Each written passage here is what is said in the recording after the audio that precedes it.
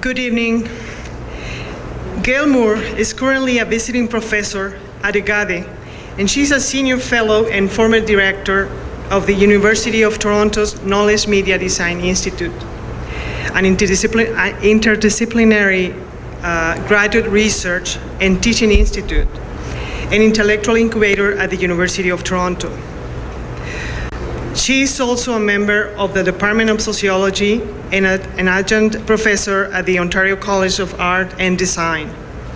As a sociologist designer, her primary interest for the past 15 years have been the social impacts of ICTs in everyday life and on bringing an understanding of people's experience and interaction with technology into the design of technical artifacts. Dr. Moore is a co-inventor of ePresence Interactive Media, a webcasting and media production system that has been released open source. Her current research interests are in the area of openness, including open innovation, design research and design thinking, and innovation research. As a biologist, information scientist, and sociologist, she also has a long-standing interest in interdisciplinarity as a practice and as a form of knowledge production that enhances creativity and fosters innovation. One informal piece of information I can share with you this evening is that she also loves Mexico, and you will see through her talk. Innovation is often understood as a source of competitive advantage, with firms seeking to differentiate themselves in the market. In uncertain times, such as we are now experiencing, firms may, however, choose to be cautious and continue to do what they know best. In this talk, she proposes an alternative way of thinking about contemporary challenges, an approach that views uncertainty as a resource that presents new opportunities for value creation. The point is not to discard our rationalist approaches and accounts, but to argue that these are insufficient, especially in a time of uncertainty. This talk will be illustrated with numerous examples of innovative solutions, practices, and products. Please welcome Dr. Gale Moore.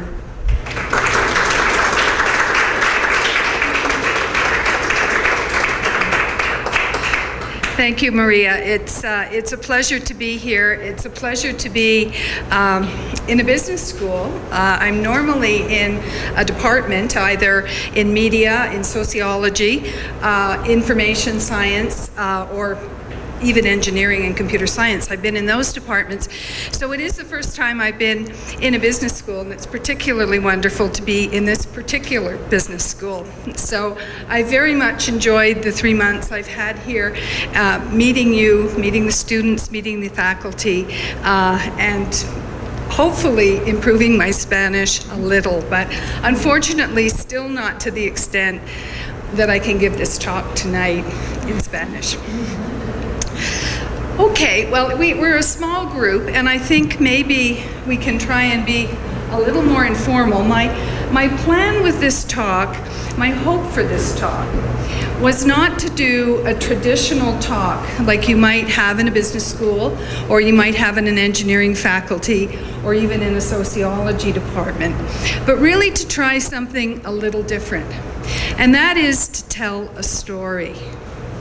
Because I think so often what we take away from conferences are a number of facts which we forget perhaps by the time we get to our car, or at least by the time we get home. So what I'm hoping that the way I present this, and I'd be interested in your feedback on this, unfortunately I haven't been able to produce all my bullet points, but I'm hoping that this will be a little more of a story, and a story that will leave you thinking about new thoughts in your own world about how you may go forward in your business endeavors. Some new ways of thinking, perhaps. So innovation in a time of uncertainty, I drew this title sort of in reflecting on the title of Gabriel Garcia Marquez's book, Love in a Time of Cholera. So that was my first hint that this was perhaps not a traditional lecture. We'll see if we can get the technology working. Excellent. Uncertainty. That's the theme. We certainly are living in a time of uncertainty. Economic uncertainty is around us. We have had nothing but economic bad news for a number of months now. In some cases, people would say for several years. However, we've experienced these kinds of recessions before. Checking Wikipedia, I saw that in the US, which not all the US recessions have affected the rest of the world, but there have been 11 recessions since 1945. And of those, some have been global. I think we all remember the dot-com bust and what happened in 9/11 in 2001. There were certainly troubles experienced around the world in different ways and perhaps for different factors around the oil crisis in the 70s. And in 1987, on that Black Monday in October, the US stock market lost 25% of its value in one day. So just to say, it's not the first time we've seen this. It probably won't be the last, but at the same time, I think there's something different about this crisis. One of the things is we are now very globally connected. I think the average person in the street is aware of just how interconnected our systems have become. I think there's also a great loss of confidence in the economic models and the modeling and the tools of the economists that we have perhaps not understood but believed were taking us somewhere in the right direction. We've also lost confidence, and this is a really important one, and I don't know what the situation in Mexico is, but I expect it's similar. We've lost confidence in the ethics of those who are administering our banks, our organizations. This is serious uncertainty. We can return to a slightly more optimistic moment. This is a photo taken of the Earth from space, a photo you've probably seen many times, captured sometime likely in the late 60s. I'm not sure if this is an Apollo photo or an earlier one. The US government has given all of these images to the world to use at any time in any presentations. I have a colleague in Toronto, an environmentalist, who's written quite compellingly that this image from space of our planet, the first time we had seen ourselves, so to speak, was one of the important moments in the birth of the environmental movement, something that I think we're all experiencing, and the values of this movement so evident today. But what have we done to this planet since the 60s? Today, we're in trouble. We're in trouble in a lot of ways. And the worst part of the problems is they're all connected. They're systemic. Who can look at that polar bear and think that it's just a young polar bear frolicking on a small piece of ice? This is a polar bear struggling for existence. The water that's melting is flooding our coastal cities.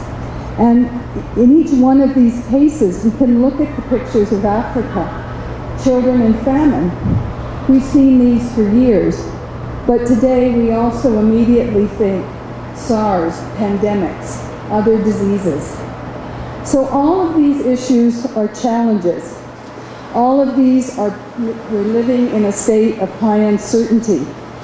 The image of 9/11, even if we're not Americans, we're reminded each time we cross the border of implications of that, whether it's your small bottles that have to be under 150 mils of liquid, or whether it's the visa you have to have, or the various processing that they do at the border crossing. All these problems are interconnected. All of them are challenging.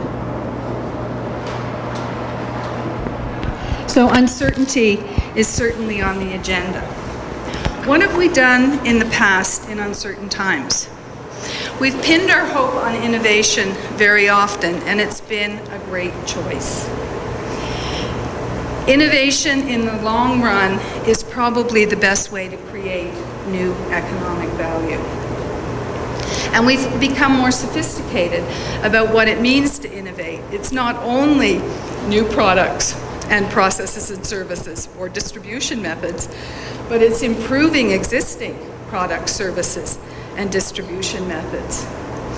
Globally, firms large and small are looking for a competitive advantage through innovation. That in itself raises a challenge if everybody's looking in the same place. So how can we take the uncertainty we see, the ideas about innovation we have, and turn those to an advantage for those in business here in this room, for those going into business here in this room, for a future that may look somewhat different than the one we have, the past that we've experienced. If we go and to think about our courses on organizational theory and how organizations are run, there are internal environments and there are external environments. And here, these series of shots just remind us the internal environment more often under our control.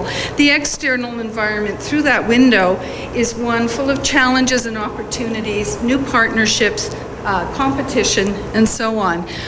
Whether you're in the classical corporate office or whether you're in Hong Kong, whether you're looking through a very different frame at the world in India, or perhaps that view from a home office out into the garden, the environment of uncertainty is around us. But there's another environment. We quite well understand how to deal with that kind of external environment in which our firm or our business or our corporation is located. But there's a third environment. And this is an environment that's both inside and outside the firm. And in the external environment, it includes many more elements than the traditional external environment includes. And this, of course, you probably have guessed, is the environment of the internet. The internet technologies and various associated applications are certainly now an innovation, increasingly embedded in our daily lives, beyond invention to innovation. First step. However, I think what's less well understood is the fundamentally transformative nature of this particular innovation. Yes, sure, businesses, governments, even universities, often late to the game of innovation and adoption of new ideas, are taking up many of these technologies and using them in quite creative ways. But this is only the beginning. And one of the things that surprises me as I go around, I've been invited to consultations in the Ontario government asking, well, what is it we should do about digital media, as if it was a thing about which something could be done, as opposed to a process of social transformation. So I would argue that this transformation is going to be as fundamental as the shift from the agricultural society to an industrial society we've called the Industrial Revolution. The signs are out there. And one of the things about uncertainty is recognizing those weak signals. So just to give you an example of, one will be very familiar to you, I think, of how this is not being taken up by people who know and should be paying attention to how do we innovate through this kind of disruption. Very exciting times, but if you're not paying attention, when you look up, it's too late. The music industry, too late. They missed the boat. The train was coming, it was rolling over them, and they were either saying, we're the music industry. You know, we've been here forever. hubris, we will not, there'll be no problem, we'll ride this wave. Or they had responses that were inappropriate. We'll go out and we'll use industrial thinking. We'll go and we'll set digital rights management technology. You know, that was clear that would fail from the beginning. I'm in Mexico. I have a computer from Canada. I buy a video in a Mexican store. I can't play it on my machine unless I convert it to Mexico. But if I convert it to Mexico and that zone, when I go home, I can't play any of my Canadian CDs. Well, I could convert back. But the trick is, they only give you 5 times to convert. I spend part of the summer in Europe, that's a different zone again. So I don't have much room for converting. The companies who are doing this have no interest in making this easy for me. However, we're in a global environment, the internet, the third environment. There's software out there that even I, as a sociologist, can download. I don't pay attention to any of these regions. I use my machine with tapes I've bought in each of these regions and play them all happily. This isn't good for that business, but they should have seen it coming. Any business that's an intermediary is at risk. The technical term is disintermediation. These businesses are basically gone or going to be reformed in a way that they're not going to look anything like what they looked like in the past. We can look at newspapers. The current crisis, everyone says the newspaper's dying, the newspaper's dead, there will be no more newspapers. Well, there'll still be journalists. We may not have newspapers, but we have to think the unthinkable. Clay Shirky, who's a very interesting commentator, he wrote the following. This is reflecting on Herman Kahn's old notion of thinking about the unthinkable, which was about nuclear war. And he's talking to the newspaper industry and says, when somebody demands to know how are we going to replace newspapers, they are really demanding to be told we're not living through a revolution. They're really demanding to be told old systems won't break before new systems are in place. They're demanding to be told that ancient social bargains aren't in peril. Core institutions will be spared. New methods of spreading information will improve previous practices, not upend it. They're demanding to be lied to. And there are fewer and fewer people who can convincingly tell this lie. I work with the scientific publishers in scholarly publishing, doing research on those organizations. They're in trouble. Times are changing. The smart ones, Oxford, for example, are mounting all sorts of experiments in cooperation with university faculty. They're inventing their way to the future. Many of them are sitting there watching the train wreck about to happen. So we do have some fundamental things that are changing in the digital age. And this is where you need to look around and see in your own field what might be changing. One of the things that I see, and these are just a few examples, are values. Values are increasingly important on the net. People are participating in unheard of numbers, no expectation of this kind of rate of participation. People are contributing to scientific projects. They're looking for extraterrestrials in space. They're marking up maps. They're working on listservs. They're on Facebook. They're doing a million things. Much of it productive activity, and much of it focused on human-centeredness. People matter. Inclusiveness. All kinds of different people matter. Diversity. Diversity is important. Diversity matters. Collaboration. Well, just as my stories of the video industry suggest, many things are open. There's a lot of sharing. Governments are being asked to be more transparent. You see these trends happening all over the world. This is a world community. So companies designing into this world community even if they're designing into a local community here in Mexico, should be thinking about what values and what experience is out there, because this matters. And I'll show you a way in which it can come back to haunt you if you don't pay attention, and yet at the same time is an incredible source of value creation if you get it. Business practices. We see changing business practices. Collaboration. Win-win, no longer a zero-sum game. You hear phrases like collaborate to compete, put diverse members on a team. We find new business models emerging. These industries that are appearing to be run over, the smart ones are reinventing themselves.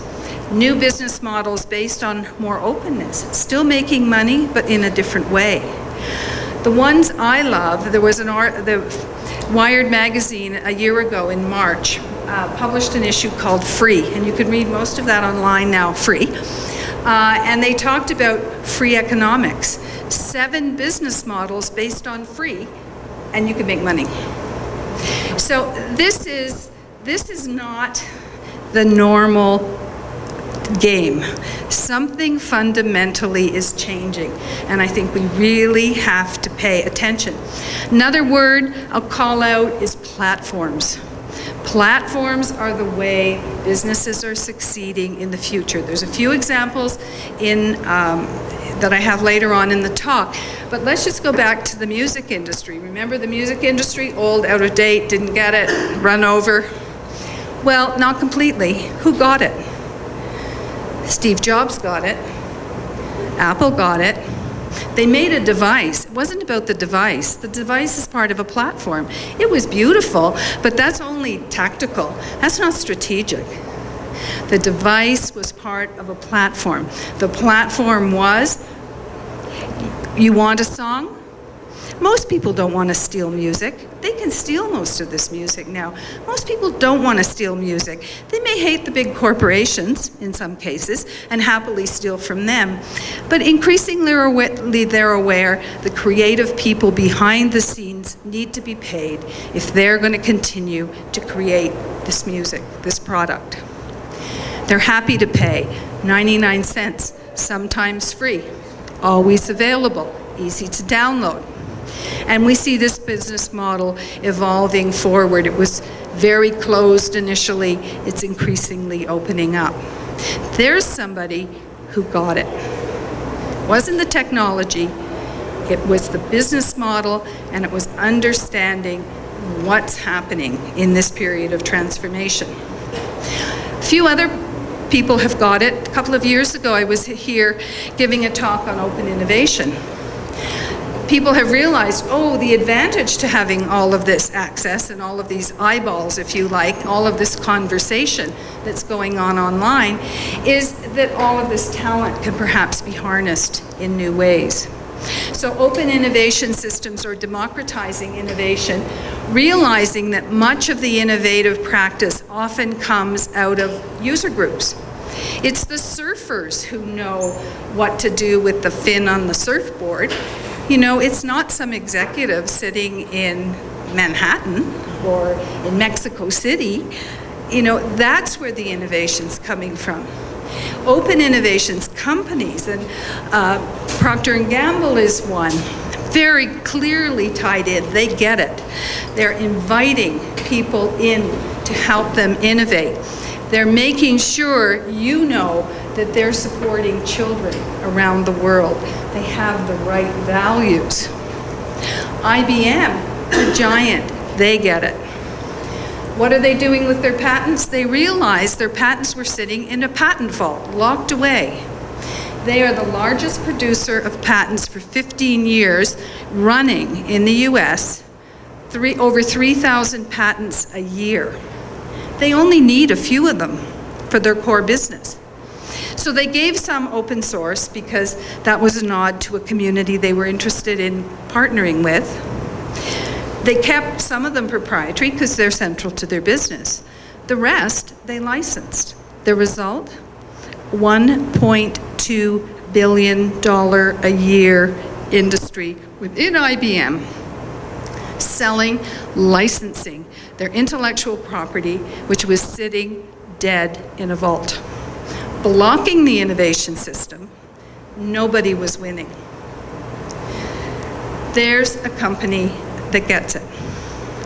The other side of the story, if you do happen to get your products out there and get some interest in them, there's also a group of people out there ready to pounce on you if you don't do it right. Adbusters is a Canadian company out of Vancouver who spend their time in delightful ways making fun of advertising and various promotions, various companies whose values they may not think are in line with their own. They also make money. They have a magazine, they have a store. In the store, you can buy, the graphic isn't very big, but that's the corporate states of America, which is the American flag with all of the corporate logos in place of the stars. They run an agency, PowerShift Advocacy Advertising Agency, right? There's a wonderful kind of humor in all that they do. But as you'll see at the end, they're a full service shop doing very well on advocacy issues, but only if they believe in your cause. These are the people who can bite back. And bite back, as you can see by the quality of the graphics and so on, very effectively. The little device in the corner that's sending out signals, this is my favorite. It's called TV Be Gone. They have a little device, so if you're in a bar or you're in a restaurant or you're somewhere where you don't want that TV that seems to be coming at you in 9 directions, you can quietly turn it off. And everybody wonders what happened, right? So this has been one of their campaigns. So how do you create a culture of innovation? Given the uncertainty we're in, and the nature of some of the uncertainty is even that we're uncertain about the uncertainty, right? So we're really in, I think, an exciting time, but I could certainly see if I had a business, I would be concerned about many of these things that are on the horizon. Leadership, of course, and I'm not going to say any more of that. You people know a lot more about leadership than I do. It's always important. It's always important to have that support from the top in order, and as you'll see in the kind of ideas I'm proposing, how critical it is to have the leader who says, yes, you're allowed to play. Yes, you're allowed to create. Yes, you're allowed to have fun. And in some of the ways in which the process I'll describe to you works, those are very important values. Another thing that is in our control is to redefine and reframe problems. That really helps sometimes to move us over barriers, to look for partnerships that are diverse, to really focus on people, and to pay attention to weak signals. One thing I can say is read one magazine a month outside your comfort zone. If you read all the business journals, read Wired or read the equivalent of something like that. Don't just read in your own field because you're going to get the same story and you'll all be hit by the same train, right? You want to avoid that. Take seriously the idea digital technologies are transformative.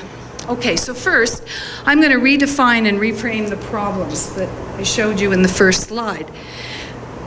Yeah, they are systematic, they are complex, they are worrying, they are full of uncertainty. But I'm going to decide that they're wicked. And by wicked, this is a term used, and I put the reference there, by a political scientist a number of years ago in 1973, in which he said, wicked problems are problems that have no solutions. So it's sort of a relief, right? When you're trying to solve these terrible problems, to realize the problem has no solution. The problem has only a better or a worse answer. There's no right answer. Those are hard problems. Hard problems we have to solve and get right answers. Wicked problems, we can't even begin to solve them. In fact, the first problem, and the biggest problem, is figuring out what's the problem. Like, what do you do in that space? This slide I've included because Bob Horn was generous enough to let me to use this. In the classic article, there's 9 dimensions of wickedness. And this is just a wonderful visualization of those problems. You know, there's ideology involved. There's many different points at which you could intervene. You improve something here and you make something worse over here. These are unsoluble problems. So call them wicked. Say uncertainty is a resource. Wicked problems have the greatest potential and opportunity to create value. You just have to tame them in some way in line with the values you hold and the values of your firm, and then you can begin to move forward. We also need partnerships. And for example, in the field of business, MBAs and engineers collaborate a lot. And in fact, many engineers go on to do MBAs. Diversity, that's great. 2 different groups from different fields, different ways of thinking. What do you think? Yes? I'll say no. We'll discuss it. Different ways of thinking.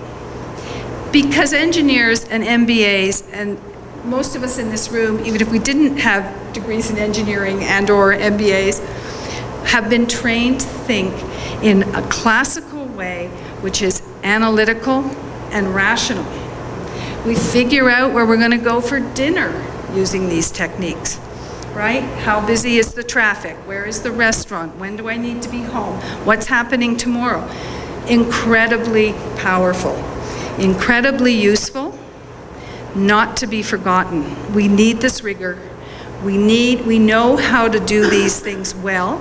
It helps us make choices. It helps us make decisions. But in times of uncertainty, you don't always need to make decisions.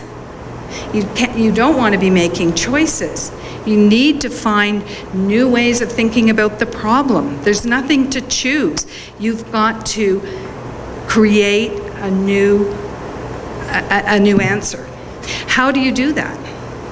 Well, thinking in a different way. Aristotle was the first to sort of say there's 2 main types of thinking to do this sort of systematic interpretation. The other way of thinking is more holistic, worries about the context, tries to integrate, holds 2 opposing views in mind. We don't like to do that in our analytical mode, right? We want to put down one of those balls, work out the solution, and then sort of either forget about it or hope it goes away. This is where creativity emerges. It's out of this contradiction. It's out of this tension. So not only is there inductive and deductive logic, there's also abductive logic. Logic which is questionable in scientific terms, but it's about possibilities. It's about imagining other alternatives. It's also social and collaborative.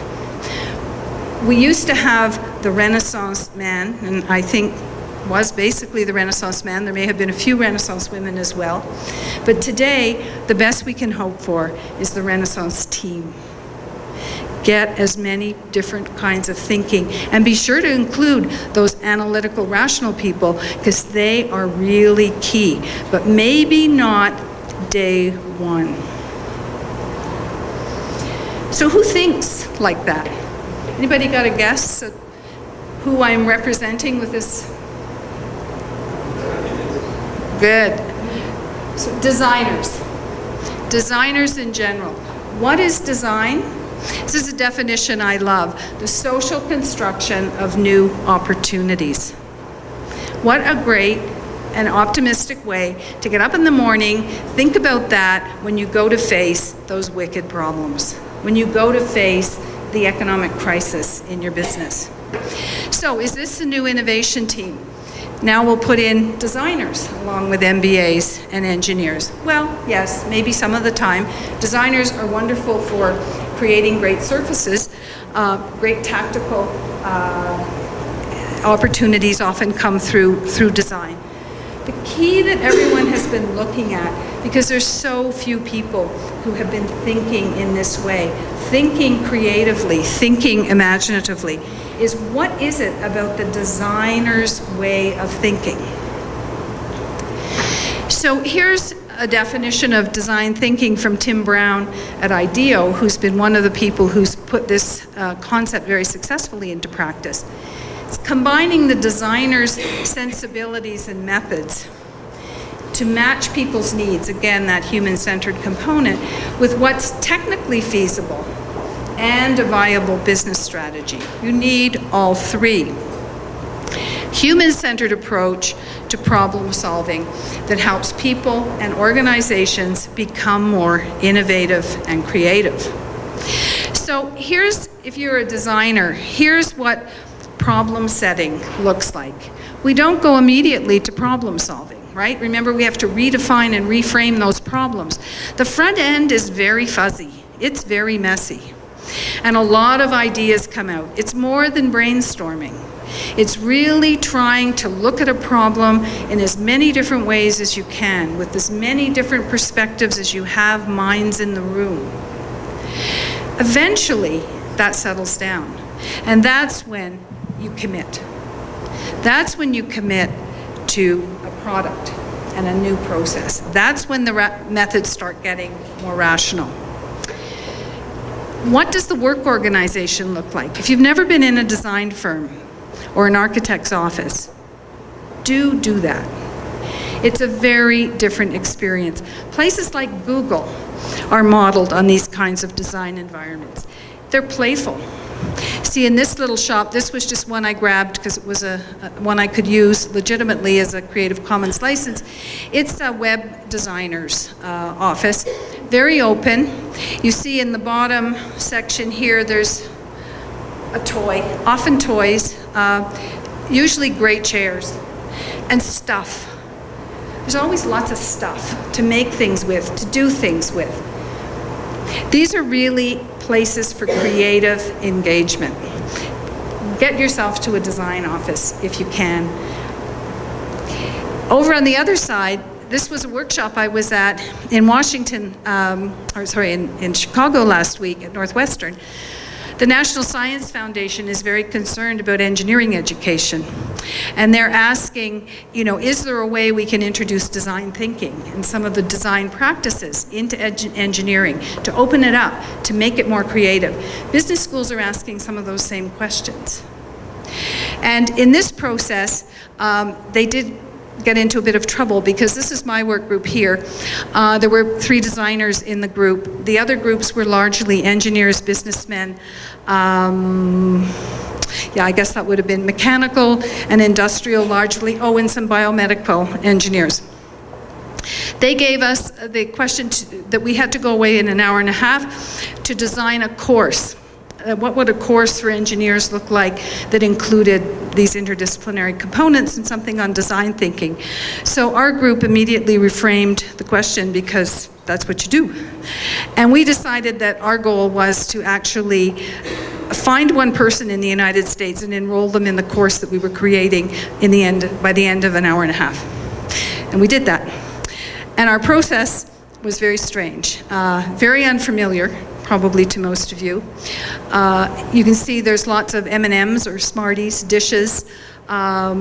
We were working pipe cleaners, a lot of materials, and at the end of that hour and a half, and you'll see at one point, someone was desperately trying to get attention. She's on the table. The energy in that room was electric.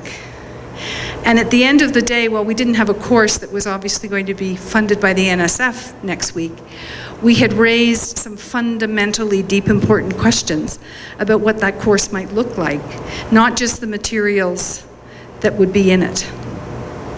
And it was a very exciting process, and the engineers and the business people in the group were just blown away. They loved it. They had so much fun. They were eating the M&Ms till they realized they were part of our work project. Design practice. Another very interesting way, and computer scientists and human-computer interaction use these practices. Perhaps some people in business are using these practices. You get your concept, you build a prototype. You get an early business plan, you take that out, right? You test it, you evaluate it, you go to people, you listen to people, you talk to people, you talk to your family, you talk to anyone who'll talk to you. You get the feedback, you redesign it, and you go through the process again, and you go through the process again. Because people are going to find holes in what you've done. And finding those holes is good, because you're going to be able to fix them before you launch. Is this something that you've ever been told in the MBA program? Fail early, fail often. That's the idea of prototyping. Don't fail when you've got a huge investment in a project. Like, make sure that fuzzy thinking, that's when you're allowed to fail. Nobody wants you to fail down the line when you're into development. Fail early, fail often, get it right, and then move forward. Lots of methodologies, and these ideas can be, there's training, there's program, there's workshops, there's all kinds of ways in which, you know, we can work with engineers, with business people, with various groups to help them find ways in which to start to get some design thinking happening in their own practice. So let's just look at a few examples. How am I doing for time here? I guess I'm okay. Here's the Tata Nano. Probably a lot of you have seen this car. It was announced just a few weeks ago. Here was a challenge where everyone said the chairman of Tata was crazy. You cannot build a car for this price, for this environment, that is environmentally friendly, that's safer than the vehicles that people are riding in now, that actually covers a family of 4 so they don't get wet. This car, $2,500 US. Lots of innovation in the body and the way in which materials are used. It's going into production. I have some numbers. The plant is starting in 2010, and I think there will be producing 350,000 cars a year. Okay. Now, there's a lot of negative comment. All those little cars, even if they're fuel efficient, there's going to be so many of them, they're going to pollute the world. Well, the answer is we've all been living in, at least in Canada, and certainly in the US, in a way that isn't sustainable if the entire world lives like that. And something's going to have to change. And from the Indian point of view, it should not necessarily have to be India. Maybe it's India's turn. Maybe it's Mexico's turn with cars like this. Volkswagen, German engineering, the new Gulf. Problem setting before problem solving. They can't change the world. It's a great book called Cradle to Cradle. How the environmentalists and the industrialists are now finding ways to do sustainable engineering. Everybody's excited. Everybody's having a good time. They're doing things in new ways. They're making new products. They're creating value. This is really exciting. What are they doing with this Golf?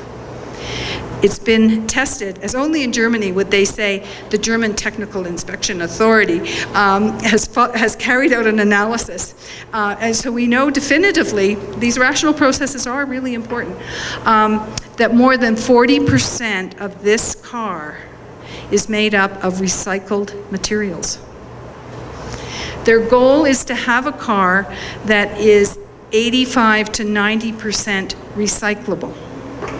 So it's like pop, you know, you finish it, you take it back to the store. Your car, you finish with it, you take it back, and it's made into another car or something else. This one is more a branding exercise, but it's so sexy, I just had to throw it in. It's this is Toyota trying to find a new market. So this car is designed to be about the ugliest car you can find. It's a platform. You can see there's different models of ugly cars there. And you can go in and design your own car. This website is worth an evening. You'll love it. It's better than a lot of computer games. This car is for 18 to 24-year-old males who want a car that when they drive up, everybody goes, "That's so weird, that's so ugly, what is that thing?" They want attention. And they're selling these things like crazy. So again, it's understanding the market. And phrases like united by individuality. Okay, there's also lots of music on this. If you like this music, you'll be able to download all sorts of things from there. You can redesign the car. Today they had an announcement when I went to the site that there's only 250, I think, of those red ones left in the world, and so they were urging people to hurry up. And one of the people who told me about this, he's in that age group, and he has this car, and he said, and for all those reasons. And the car costs about $20,000 US, so it's cheaper than many.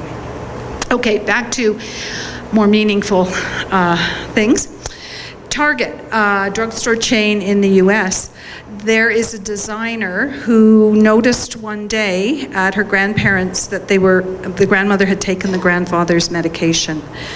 And that inspired her to a new form of design for pharmaceutical bottles. And you'll notice on this there's a little ring. So if grandma's is yellow, grandpa's is blue. There's also a magnifying device on the prescription, and there's an entire system that goes behind this. This has been a way for Target to make an incredible move in that marketplace, which is pretty crowded, a huge competitive advantage. It also says they care, right? These are problems with medications are extremely difficult the longer we live and the more we live with a variety of long-term illnesses. Medications are staggering in terms of number and keeping track of them all. Here's another very simple, so it doesn't only have to be business. You might be working in government and concerned with finding new ways to do things. Here's the World Health Organization. Patient mortality is a real problem in many countries. And in countries where they've got patient mortality more or less licked, complications are huge, way higher than they should be. So they've got a series of studies underway, and this particular one I know about because it's a doctor in Toronto who was involved in the study. You can see there were sites from around the world. And what they came up with is it really is a piece of paper. Before the surgery, they follow these checkpoints. It's like a pilot taking off in a plane.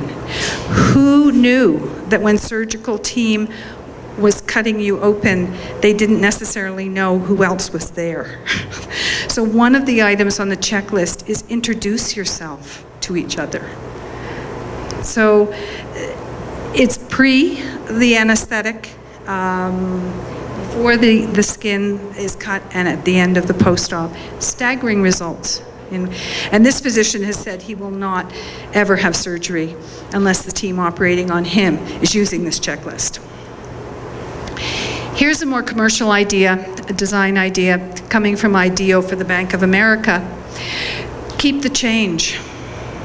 So what they did, their goal was to increase the number of bank accounts that they were opening, the number of accounts in the bank. They attracted 2.5 million customers in the first year. The savings is a number that they include on the site, which actually works out to only about $100 a person. But the point is that they got the bank accounts, and what they did was a very simple thing, which would make all of our lives simpler, right? You get something and it's 18 pesos or 19 pesos or 19 pesos and some change. You just say, make it 20. And the rest goes into your bank account. So over time, you build up a small savings account, and you don't have to deal with the change. This was a bank that was having a lot of trouble attracting customers. Their success went through the roof. The last example is a real-world example on a major scale. Abu Dhabi is a major hydro-producing economy in the Emirates. So what do you think they might do if they wanted to do something creative for the future? Well, they've got a lot of investment in energy, a lot in hydrocarbons, but they realized hydrocarbons are either going to run out, or the people who are buying our hydrocarbons are going to find new ways because they don't want to be dependent on those hydrocarbon fuels anymore. They focused on energy. They've created a city called the Masdar City, the first zero-emission city. Now, there's critiques and there's criticisms, but you go and read the site. They want to transform Abu Dhabi into a global leader in sustainable new energy technologies. They're going to establish an entirely new economic sector, assisting in diversification and knowledge-based industries. Isn't that where everybody's going? They've got a partnership that's amazing. Norman Foster, the British architect, is doing the design of some of the buildings. They're already producing most of their energy needs based on solar.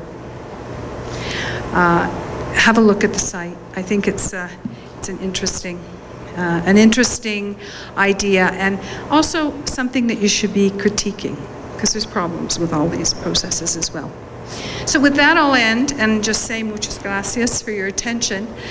One final thing. This is the badge I had at the National Science Foundation last week. By the way, one of the recommendations to the National Science Foundation was they do wonderful work and it's really important and we should continue to do all this engineering, but really there should be a National Innovation Foundation which would allow for more creative processes as opposed to deep disciplinary and important professional processes to be taking place. So trust that you get that from a group of 50 designers.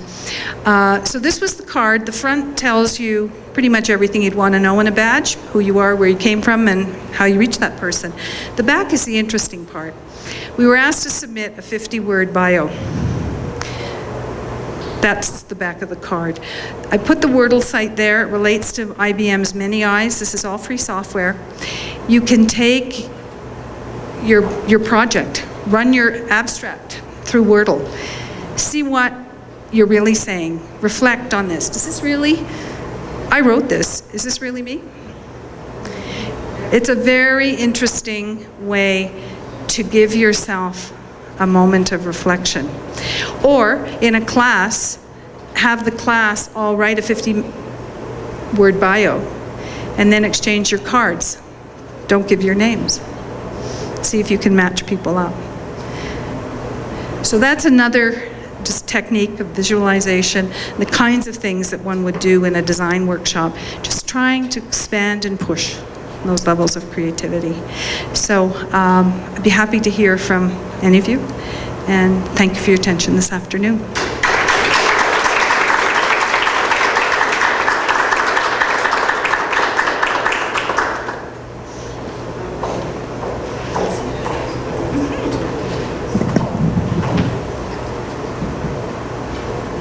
Any questions? Oops. Roberto, please. Thank you very much for your visit. I'm really interested in the first lot of the comment you were making about confidence. Thank you very much. The loss of the appearance of uncertainty. How do you think, or what is your best opinion about how to recover that trust, that confidence? Because I think it's really important between, not only between companies, but also between companies and universities and centers of research to recover that confidence for an effective partnership and for innovation above all. Yes, thank you for that question. That's a really important question. Here. I think it's now on. Yeah. One of the things that I hope came through was the people message and negotiation. We constantly we think of negotiations in a very formal sense, but really anytime we're working with our colleagues across disciplines, stakeholder groups from universities, government, industry, we have to we're really crossing cultures. And we really have to find ways to talk about that and to make that explicit. So there were certain jokes at this National Science Foundation meeting about, oh, engineers, those are the guys with the, the pens in their pocket, and designers are dressed in black. Oh, you're an engineer. Now that I've heard said in, they don't get it, they're just geeks, we're creative and we're artists. I've heard that done in a very divisive way. There's also ways to use those stereotypes to engage and understand, because if you deeply believe that you need all the members on your Renaissance team, you've really got to know who they are as people, what they think, where some of their assumptions come from. And I think it's only by this process of dialogue and negotiation.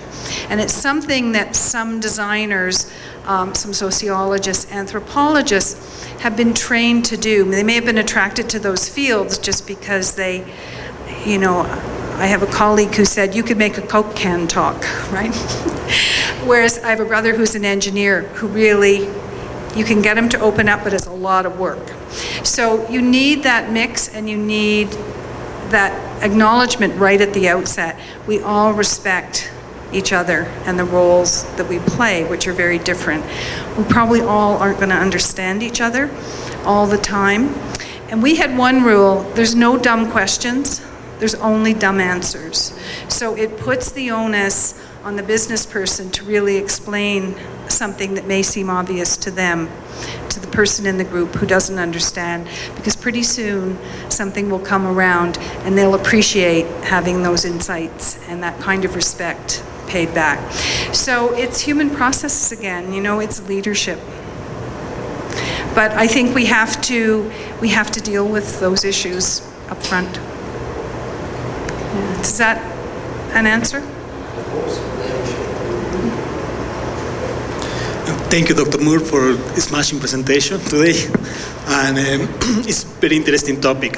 I am more aware about the contradictions we are facing nowadays. For example, we are becoming more global, and that means more standardization, especially in the thinking way, cultures, and things like that. I remember I was in Toronto with a friend from California. Both of us were the first time that we were in Toronto, and I asked him, tell me something, if I put a bandage on your eyes and I take you from California to Toronto and you open your eyes, and would you rather think you're in a different country? And he said, no, this is exactly like United States, some cities like United States. And after that, we met a guy from Quebec, and he said that when Quebec was trying to be a part of Canada, many of the industries were challenging the Quebec government to go away from Quebec, because they were, in a uncertainty what is going to happen. So it means that the globalization is rather making standard the things here. We are facing that very much. For example, if a company wants to settle down in Mexico, they look for Mexico City, Guadalajara, Monterrey, the big cities, because they know that the people share the common values, right? And we are facing that, trying to diminish the local cultures and differences, right? So I would say, for example, if I am an engineer and they say you put there the global warming, I would say if I want to think differently, I would say it's just a threat of the U.S. government, especially politicians, that they want to stop China, India, Brazil, Russia of getting ahead on production and on manufacturing, right? Pushing them to produce clean, right? Of course, it is a fact that the world is becoming more polluted. But how do you see that this challenge of globalization, which is probably impossible to stop, is going to rather make us to think like any other in the United States or like any other in Japan, instead of having our own thinking way and think, as you say, more in a way of innovation? Well, I think there's an old saying, think global, act local. And I think we see a number of movements in California, for example, right now there's a big movement about slow food. You know, can you eat food produced within 100 miles of your house? And people are taking up this challenge. Farming communities are emerging, organic products, people are paying more money, you know. So in that context, there's one response. Mexico, I mean, on one hand, I look around Mexico, and one thing I see is the birth rate high. You see children here in a way you do not see in Toronto. I hardly see a child for weeks on end, right? Children here are everywhere, carried, grandmothers have them. This is an incredible resource if it can be used. Canada, the US, other places are importing their labor. They have for many years, okay? They're not reproducing themselves. That I think is a great opportunity in Mexico if it can be harnessed.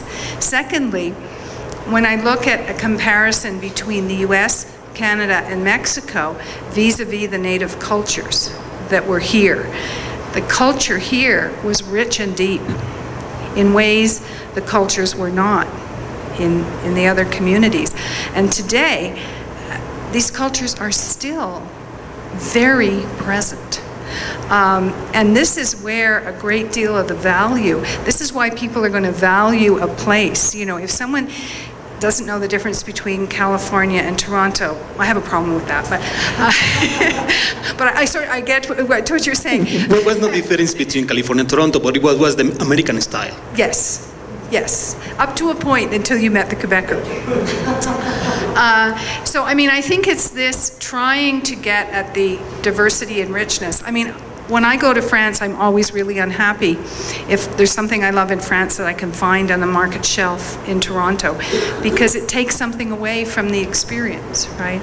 And I think that these global values, as more and more people are on the internet, as more and more people see what's happening in the world, I think that there's going to be some natural pushback. Yes, those big companies, we need standards in a lot of things, right? But we don't have standards in places where it would make some sense. The British still drive on the wrong side of the road, right? We don't have common standards for electricity in Europe, and each country has a different plug, even though it's 220 volts. So, you know, we've got the diversity and we've got the standardization, and these are tensions. And it's how to manage those tensions. And I think to be aware that they're there is one of the first steps in managing them. Because hopefully the Mexican version, the Canadian version of some of these companies, we're unfortunately almost exclusively branch plants with these large corporations. There's not a lot to do when you're just a branch plant. But if you're a central manufacturing center and so on, there are more forms of control can be taken, more tailoring to the markets.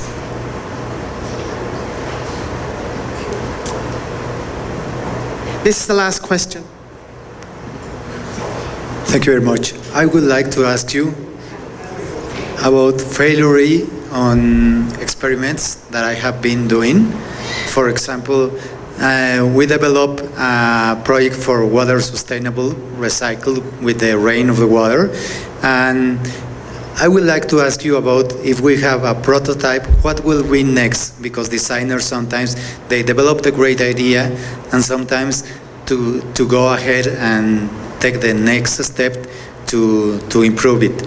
Another example is that I was working in an internet site, and they are making a patent from that site. And for example, when I ask people, this is about also failure, to come with me and join, they say, I'm okay in my place. Why should I go ahead with you if you don't have a company at the moment?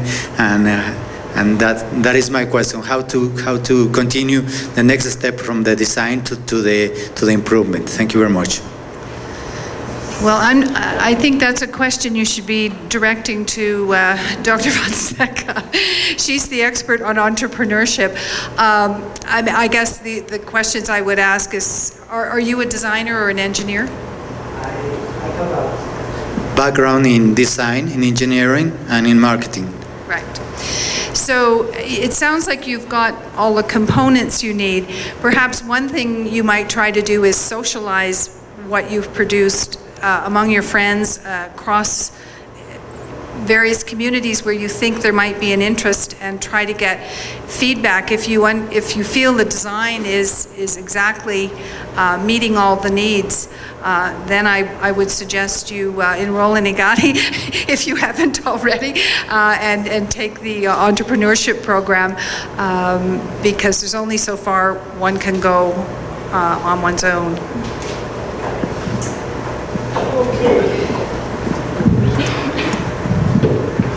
Juan is here, so we can continue with the protocol. But before, I would like to add just a few last words, if you allow me to do so.